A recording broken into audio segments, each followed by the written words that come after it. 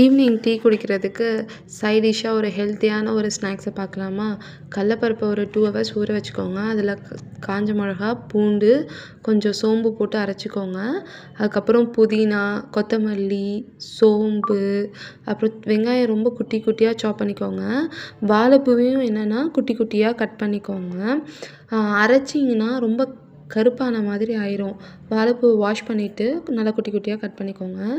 எண்ணெய் வாணலில் ஊற்றி எண்ணெய் சூடான பிறகு நல்லா ரவுண்டாக எடுத்து ஒரு தட்டு தட்டுங்க. அமுக்க வேணாம், ஒரு தட்டு தட்டினீங்கன்னா அதோட சேஃப் நமக்கு கிடச்சிரும். அது மாதிரி போட்டு எடுத்திங்கன்னா வாழைப்பூ வடை நல்லா டேஸ்டியாகவும் வெளியே கிறிஸ்பியாகவும் உள்ளே சாஃப்டாகவும் நமக்கு கிடைக்கும்.